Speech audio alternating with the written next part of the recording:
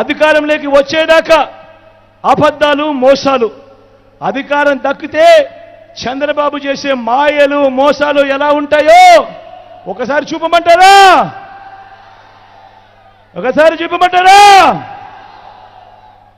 ఇది 2014 గుర్తుందా? ఈ పాంప్లెట్ అన్నా గుర్తుందా? తమ్ముడు గుర్తుందా? అక్క 2014లో ఇదే పెద్ద మనిషి చంద్రబాబు స్వయంగా సంతకం పెట్టి సంతకం పెట్టి ఇదే చంద్రబాబు ఇదే కూటమిగా ఏర్పడి ఈ పాంప్లెట్ మీ ప్రతి ఇంటికి పంపించాడు. మీ ప్రతి ఇంటికి 2014లో పంపించిన ఈ పాంప్లెట్లో ఆయన చెప్పినవి నేను ఒక్కసారి చదువుతా, మీరే చెప్పండి. 2014లో చంద్రబాబును నమ్మి మనం ఓటు వేస్తే ఆ తర్వాత 2014 నుంచి 19 మధ్యలో ఆయన ముఖ్యమంత్రిగా ఉన్నప్పుడు ఇందులో చెప్పినేటివి కనీసం ఒక్కటైనా చేశాడా? నేను మిమ్మల్ని అడుగుతా ఉన్నాను, మీరే సమాధానం చెప్పండి అని అడుగుతా ఉన్నా. ఈయన చెప్పినది ముఖ్యమైన హామీ అని అంటూ మీ ఇంటికి పంపించిన ఈ పాంప్లెట్లో ఈయన రాసినది, మీకు చెప్పినది రైతు రుణమాఫీపై మొదటి సంతకం చేస్తానన్నాడు. నేను అడుగుతా ఉన్నా, 87,612 కోట్ల రూపాయల రైతుల రుణాలు మాఫీ జరిగాయా అని అడుగుతా ఉన్నాను. మీ బిడ్డ రెండు చేతులు పైకెత్తారా? ఇలా ఇలా ఇలా ఇలా ఇలా ఇలా ఇలా ఇలా ఇలా ఇలా ఇలా.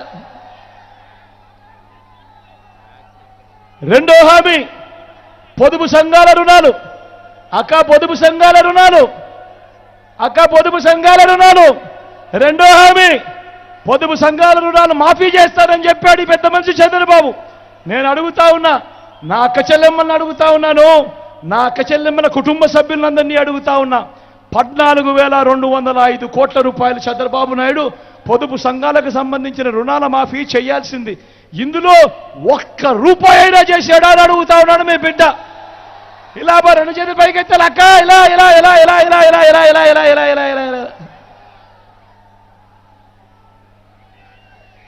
మూడో హామీ ఆడబిడ్డ పుడితే మహాలక్ష్మి పథకం కింద 25,000 రూపాయలు బ్యాంకులో డిపాజిట్ చేస్తామన్నాడు. మూడో హామీ మహాలక్ష్మి పథకం కింద ఆడబిడ్డ పుడితే 25,000 రూపాయలు బ్యాంకుల్లో డిపాజిట్ చేస్తామన్నాడు. నేను అడుగుతా ఉన్నా, ఆయన 2014 నుంచి 19 దాకా ముఖ్యమంత్రి, ఇన్ని వేల మంది ఇక్కడ ఉన్నారు, మీలో ఏ ఒక్కరి అకౌంట్లో అయినా కూడా ఒక్క రూపాయి అయినా వేశాడా అని అడుగుతా ఉన్నాను మీ బిడ్డ. రెండు చేతులు పైకెత్తాలి, ఇలా ఇలా ఇలా ఇలా ఇలా ఇలా ఇలా ఇలా ఇలా ఇలా ఇలా ఇలా. ఇంటింటికి ఉద్యోగం ఇవ్వలేకపోతే 2,000 రూపాయలు నిరుద్యోగ భృతి నెల అన్నాడు. నేను అడుగుతా ఉన్నా, 5 ఏళ్ళు ఆయన పాలన అంటే 60 నెలలు ఇంటూ నెలకు 2,000, 1,20,000 రూపాయలు ఇందులో ఏ ఒక్కరికైనా ఇచ్చారా అని అడుగుతా ఉన్నాడు మీ బిడ్డ.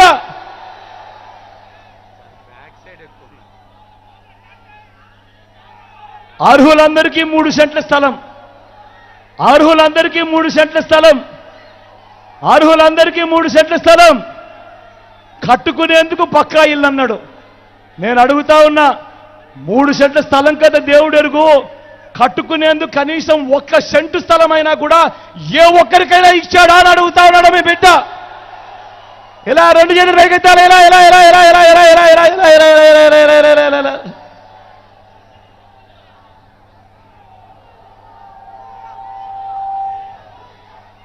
$10,000 కోట్లతో